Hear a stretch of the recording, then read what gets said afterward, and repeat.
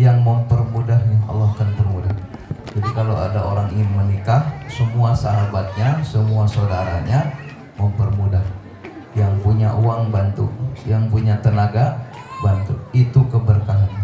Siapa orang yang berhutang untuk menikah, maka lunaskan hutangnya di akhirat.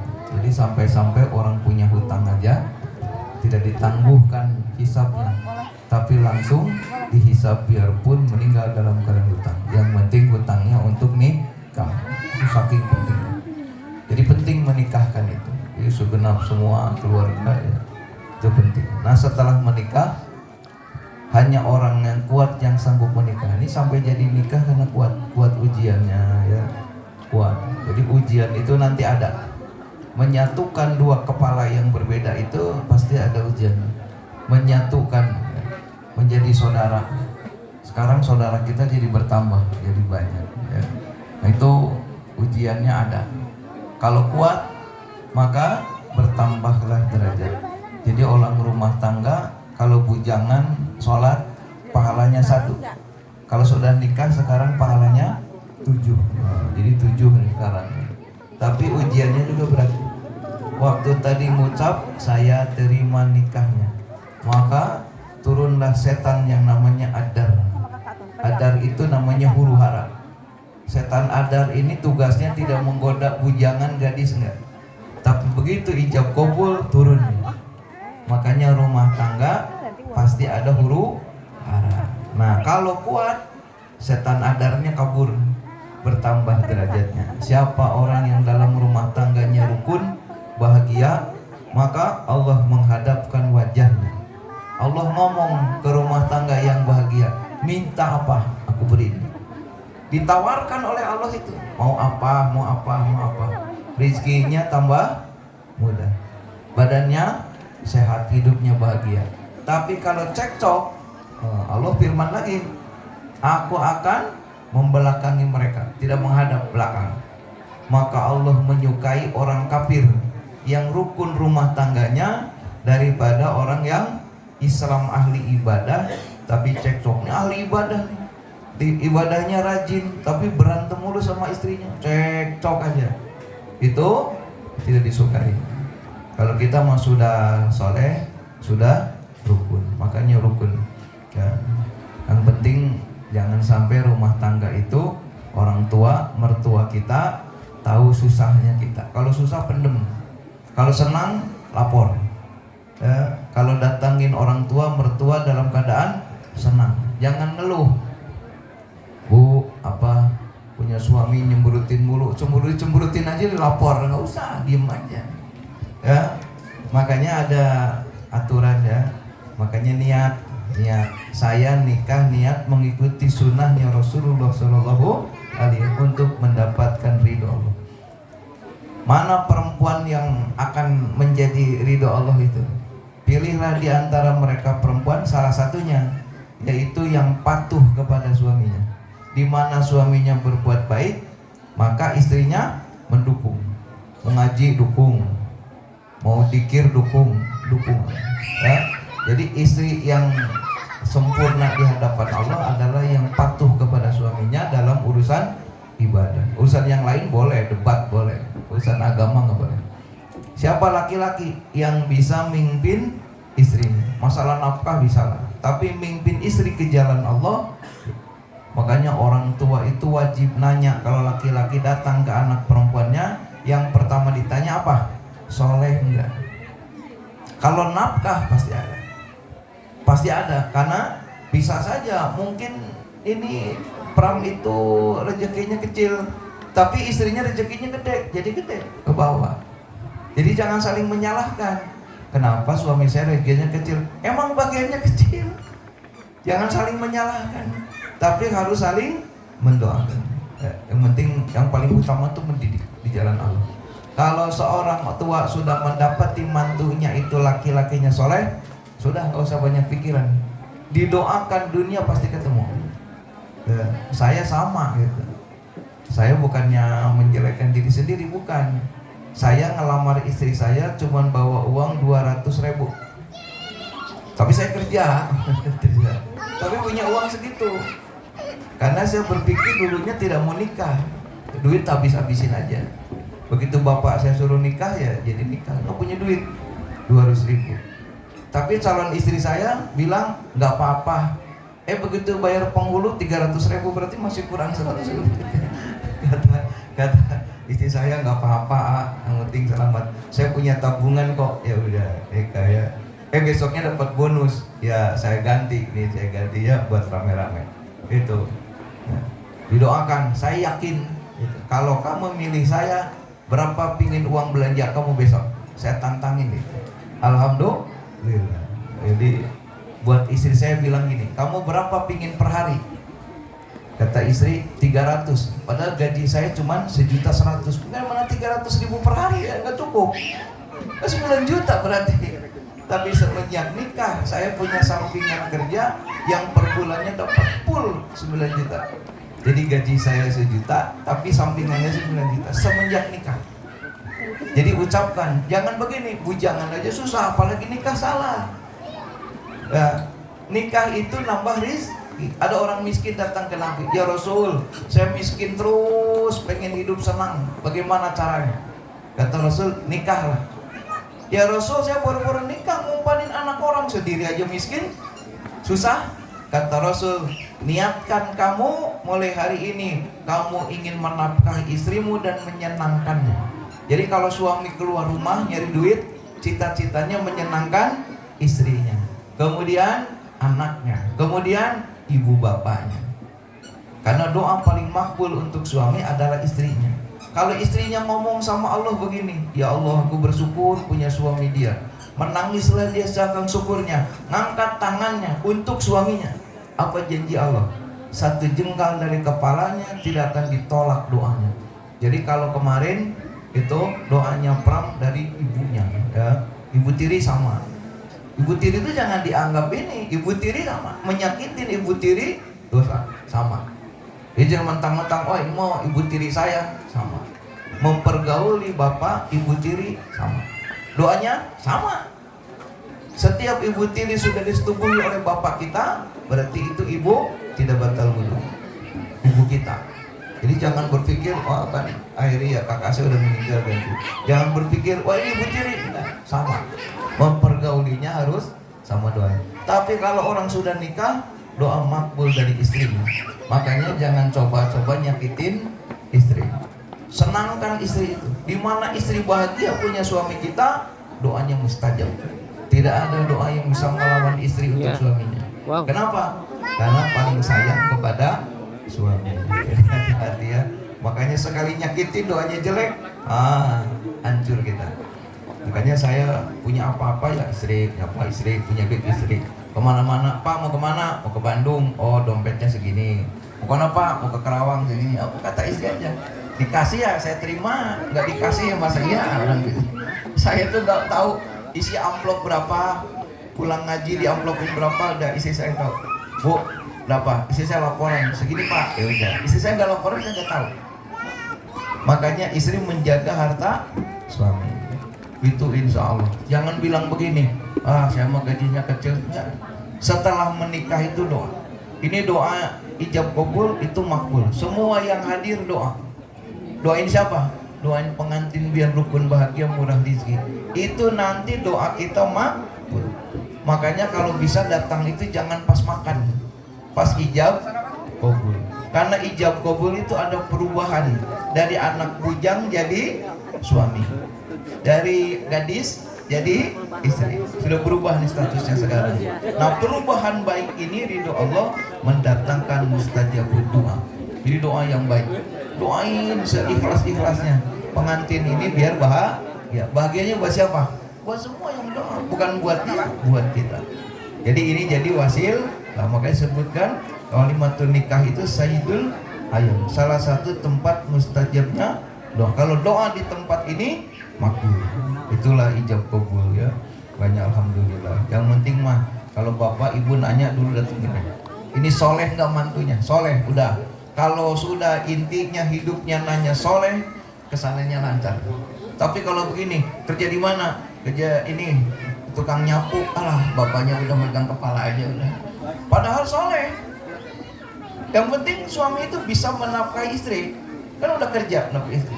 Tapi kalau di kepalanya hanya soleh, lihat kehidupannya nanti ada jalannya. Ya. Saya datang itu bener bawa duit cuma 200.000, tanya aja. Ini kakaknya Hani, kalau udah ketemu Hani mah udah top saya. Tapi lama-lama, alhamdulillah orang baru tahu rezeki itu berlimpah luar biasa. Ya, makanya saya doa ulama-ulama saya hadirkan, ya, itu supaya doain saya kunjungi orang-orang soleh, doain saya. Begitu ketemu orang soleh, doa, ya. Ada pemuka-pemuka agama di sini, insya Allah lancar. Nah, pesan lagi saya, kalau ingin rukun rumah tangga, gurunya istri itu adalah suaminya. Suaminya harus punya orang tempat bertanya. Siapa dia yang lebih soleh daripada dirinya? Jadi setiap suami harus punya guru panutan. Siapa saja. Tidak harus 1, 10 nggak apa-apa. Tapi ini harus lebih soleh daripada kita. Tempat bertanya. Nah, istri patuh kepada suami. Suami punya guru. Kira-kira kalau selalu bertanya kepada orang soleh, nggak bakal meleset. Makanya nggak ada cekcok, nggak ada masalah apa-apa nanya orang. Jadi begitu, ya. Jadi sekali lagi, kalau pernah ketemu orang tua, jangan suka bicara keluhan, kejelekan istri, apalagi ya sudah. Saya juga ngalamin dulu ya, namanya orang baru belajar. Saya sering nasihatin, tunjukkan ke orang tua itu yang bahagia-bahagia saja. Jadi kalau orang tua itu melepas anak tuh bahagia, oh anak saya seneng, mantu saya soleh, makin bahagia, itu udah lebih dari doa. Bahagianya bapak, bahagianya ibu, mertua, bapak kandung, udah datang ini. Di mana orang tua nyesek di sini, ya anak saya, ya. Itu kan jadi masalah. Yang kedua buat orang tua, ya, hati-hati nih, ya, jangan suka terlalu banyak ngurusin anak. Contoh begini, misalkan ibu nanti Pram misalkan punya tempat lah, rumah mau apa, begitu datang gelas gak punya, piring gak ada, kata ibunya, ini gimana sih kamu, oh gelas aja gak punya, ngecat rumah warnanya hijau, jangan hijau dong, banyak protes. Itu akan menghambat kehidupan anak. Orang tua cocok nggak cocok bilang gini, kamu tahu aja senangnya ibu rumahnya catnya putih, padahal mah nggak senang, Nah, ibunya lihat nggak ada gelas, ya udah bawain nih buat anak bawain. Jadi tidak ada ngunek senang, itu doa terus keroncong, itu sukses.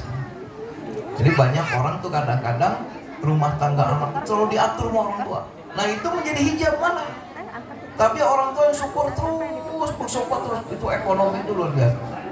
Itu saya pelajari ya dari alim-alim ulama. Saya melaksanakan kesuksesan ini memang saya belajar. Saya nanya sama ulama-ulama sufi, ulama-ulama yang udah top, secara batiniah ingin jadi orang sukses itu gimana? Sering gitu. Ya, ini saya suka ada orang yang orang tua tuh campur ke anak. Jangan. Orang tua tuh dukung aja, doa terus.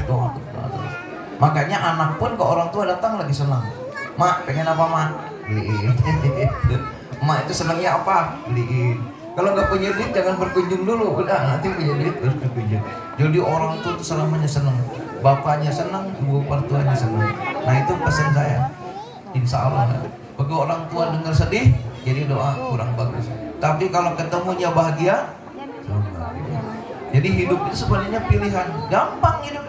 Mau sukses mau tidak sukses kembali ke diri kita. Pokoknya kalau Pram lagi ngambek berarti istrinya sabar. Istrinya lagi ngambek, kamunya sabar, diem aja udah. Gitu. Saya kalau istri ngomong saya diem aja. Enggak jawab, udah bu, enggak diem aja diem. Udah puas, udah. Ya. Kemudian selalu katakan sekarang sudah nikah. Apa nikahnya? Saya sudah memaafkan istri saya dari ujung kaki sampai ujung rambut sampai akhir hayat saya. Nah ucapan sekarang dalam hati ngomong sama Allah, saya sudah memaafkan. Sama istri pun ucapkan, sebelum ada kata salah, berbuat salah suami atau istri, saya sudah memaafkan hari ini sebelum terjadi. Coba lihat nanti hasilnya. Begitu suami kita ngeselin, maaf itu mudah. Tapi kita mah ilmunya dadakan. Begitu orang salah baru ingin memaafkannya berat tuh, berat. Sekarang bumbung lagi cinta banget nih, Ya didangdanin, cakep keduanya. Wah cakep banget nih. Seneng nggak? Nah lagi seneng ngomong, saya sudah memaafkan kamu. Sekarang dari ibu jari sampai kepala, sampai akhir hayat kamu saya sudah memaafkan apapun kesalahan kamu. Sama istri pun ngomong, ijab namanya. Nanti insya Allah kalau kita lagi ada kurang sreg, yang teringat kebaikan-kebaikan. Siapa orang yang sedang sakit, ingat kebaikannya, Allah akan ingatkan kebaikan. Jadi jangan suka ingat-ingat kejelekan suami, kejelekan istri, jangan. Harus senang punya bapak soleh, punya orang tua soleh. Jangan, saya sakit hati mau bapak saya. Jangan diingat, itu teh hijab. Anak laki-laki pingin sukses ekonominya, minta ridho bapak kandung. Misalkan pernah kesel nih sama saya, jangan diingat, lupakan. Kalau ada unek di hati ke orang tua, menghijab ekonomi. Kalau ada unek ke ibu, menghijab kebahagiaan. Jadi keramat itu gak usah nyari ke sana. Keramat itu orang tuh yang masih hidup atau sudah meninggal, beli hati orang tua. Kalau orang tua itu punya mantu udah luar biasa. Makanya saya nikah 2 kali, kakaknya dinikah, adiknya dinikah. Saya tahu di belakang bertua lagi sujud. Saya tanya, kenapa sujud? Syukur, alhamdulillah masih punya stok 1 lagi ini perempuan nikah sama saya. Dikasih anaknya, padahal masih muda, saya udah tua. Kasih, mertua ngasih, kakaknya ngasih, semua dukung. Kenapa? Mantu teladan. Alhamdulillah. Jadi mantu disedengin mertua, adiknya dikasih. Coba kalau saya mantunya nyebelin, wah sono pergi, syukurin. Jangan-jangan anak saya mati sama kamu. Enggak ya, mertua enggak gitu. Alhamdulillah. Saya bukan pingin dicontoh, tapi saya itu nggak tahu berantem tuh sama istri. Udah nggak tahu sekarang berantem tuh apa, nggak tahu, saking nggak pernahnya contoh. Alhamdulillah itu ya. Jadi rezeki nggak usah takut. Sudah nikah banyak rezeki dengan niat saya mengenal istri saya ingin menyenangkan. Perang kerja semangat punya gaji, ngapain? Saya ingin nyenengin istri saya, nyenengin orang tua saya. Niatkan, kita mana nanti dikasih dari istri. Ini mah gak ada karena duit lebih, penting di sini dari istri. Itu mah calon agak sukses. Jangan. Bapaknya nggak tahu istrinya, tapi istrinya soleh. Mumpung suami ngasih umpetin, ya salah juga nih. Bebas semua. Itu kalau gitu, alhamdulillah ya. Syukur. Saya mah nggak pernah nyelip, nggak ada duit nyelip kecuali itu, lupa. Alhamdulillah. Saya merasakan rezeki itu luar biasa. Sampai-sampai bisa diprediksi begini. Saya punya hutang, duduk aja, duduk. Lupakan susah, senang dengan Allah. Itu bisa ditunggu rezeki itu luar biasa. Saya bukan mau ngebohong, bukan, karena itu bukti nyata. Benar. Abang itu gajinya kecil. Saya kakak saya nih, bukan menjelekkan. Mana cukup buat anaknya sekolah kecil. Saya bilang gini, gaji berapa? Sekian. Potong ya, buat kepentingan agama, siap. Awalnya dulu, masa orang susah suruh sodako? Orang susah wajib sodako. Orang kaya nggak sodako siksa aja. Jadi sodako tuh kalau miskin, mumpung lagi susah. Alhamdulillah, setahun sodako. Besoknya ada orang nanya ke sini, Yai, saya pengen istiqomah sodako. Kira-kira sama siapa? Maka ke gua. Jadi alhamdulillah ya, sudah berjalan terus. Kata abang, kok ajaib ya? Ya, kalau susah dipikir jauh. Kita harus nerima susah, insya Allah hilang susah itu. Orang miskin yang nerima miskin akan kaya. Orang kaya yang bersyukur bakal kaya. Makanya hati-hati ya, kalau ingin kaya ada suksesnya. 1, ikutin kebiasaan orang kaya. Orang kaya kurban tiap tahun. Orang miskin gak apa-apa 5 tahun sekali, tapi niat untuk kurban. Jangan melewatkan kurban. Kurban ikutin. Umroh silahkan kalau duitnya banyak. Yang kedua, jangan pernah menyia-nyiakan makanan biarpun sedikit. Jadi kalau ada makanan sisa, sepotong jangan suka dibuang. Air separoh jangan dibuang. Itu kebiasaan orang kaya. Pak Haji Maliki ngomong ke saya, mentang-mentang duitnya banyak, kalau minum pit separoh sisanya buang. membeli lagi gampang. Tapi begitu gak punya duit, aqua segelas luar biasa mahalnya. Saya belajar dari dia, dia ngajarin saya. Itu orang kaya begitu. Makanan icip-icip buang. Makan kue nggak enak, buang. Itu yang nggak mau ditiru. Kalau ingin sukses, jangan pernah ada air sedikit harus habis, makanan habis. Itu yang bikin gemuk, tapi itu biasanya sisa-sisa. Ya, hati-hati. Jangan suka buang makanan biarpun sedikit. Udah, niatin ke buat tikus ke buat apa? Ya, tinggal sisa. Itu sukses orang kayak dari guru saya. Jangan pernah menyisakan makanan, biarpun air sedikit lagi harus habis. Itu kunci sehat dan kunci sukses ekonomi. Jadi saya ikutin pesan guru-guru saya. Nah begitu punya uang, sisihkan di awal, bukan di belakang gajian. Oh saya punya mertua, saya punya orang tua. Sisihkan biarpun sedikit. Sisihkan, ini buat orang tua saya, mertua saya. Tapi kalau istrinya sudah cukup, kalau istrinya belum cukup, gak apa-apa. Tapi niatin, mulai sekarang punya gaji itu bukan buat kamu sendiri, tapi menyenangkan istri, anak, orang tua, mertua. Harus kebagian biarpun kata bahasa jeleknya 10.000. Itu 7 tahun kalau kuat, ayah. Saya disumpah guru saya, 7 tahun perhatikan orang tua saudara. Perhatikan, saya sampai nggak bisa jajan. Gaji saya belum waktunya habis, sudah habis. Apa-apa kasih. Alhamdulillah, guru saya bilang 7 tahun. Ternyata baru 3 tahun 4 tahun sudah sukses. Nah, ketemu Pak Haji beliin mobil, ada mobil saya bagus. Alhamdulillah. Ini pesan-pesan saya hasil belajar dari guru-guru saya. Saya praktekkan, saya yakini. Jangan sia-siakan umur kamu. Jangan sia-siakan spiritual, karena itu menunjangnya besar. Ya, saya nggak sukses Kiai, berarti belum. Benar. Perang punya gaji, nggak apa-apa. Oh, ibu lagi banyak duit, nggak apa-apa. Kasih aja. Terserah tadi balikin ke cucunya, itu urusan ibunya. Kan ibu suka gitu ya, dikasih, nanti balikin ke cucunya, nggak apa-apa. Begitu, pelan-pelan belajar. 7 tahun, tapi baru 3 tahun, udah sukses. Belajar. Saya kalau gajian, ini buat emak saya, ini buat mertua saya, ini buat saudara saya, ini buat guru-guru saya. Istri sudah cukup, Bu, cukup semua? Cukup, udah. Saya nggak jajan, diem aja. Saya makan di kantin, pulang nggak makan. Kenapa? Nggak ada yang dibeli. Kata istri saya, lagi hamil pertama, Pak nggak ada duit, nggak apa-apa, nggak usah jajan, Bapak udah makan di pabrik. Saya utamakan memberi, tapi jangan dicontoh, ini adegan berbahaya. Tapi kata guru saya, lihat hasilnya. Jadi kamu jalannya separuhnya saya aja ya. Karena saya tiap gajian tuh motong gaji itu 50%. Jadi begitu gajian di pabrik, 50% saya potong di awal. Jadi suka nggak suka saya hidup gitu. Makanya jangan dicontoh, tadi kamu nggak sukses repot. Alhamdulillah.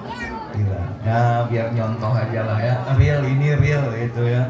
Hati-hati ya sama orang tua, sama mertua. Biarpun orang tua salah, mertua salah, sampean berdua wajib nurut, wajib jangan bantah. Biarpun orang tua salah, orang tua merkedong nih, udah sabar aja, ngalah aja. Padahal pendapat Pram itu benar, tapi bapaknya kekeh, udah ngalah aja. Iya Pak, siap. Gitu. Orang tua jangan pernah disakiti. Nanti kalau senang, doanya buat kita. Alhamdulillah. Nah, sekarang mau Pram belajar aja lah, biar bagaimana istrinya nggak ngambek gitu aja sudah. Ya, bagaimana istri ngambek? Wah, udah rezeki jangan dipikir. Insya Allah, masa doa orang sebanyak ini gak makbul, orang-orang ahli ibadah masalah makbul. Alhamdulillah, amin ya rabbal alamin. Kalau diterusin kepanjangan nih, dan yang lapar. Ya, nanti dimanakin yang panjang ya. Saya mohon maaf dari kata yang panjang, tapi semoga manfaatnya ada. Semoga bisa menjalankan 1 poin aja. Insya Allah kita sukses dunia. Akhir kalam, assalamualaikum warahmatullahi wabarakatuh. Masuk doa nih. Ila hadati sultan wa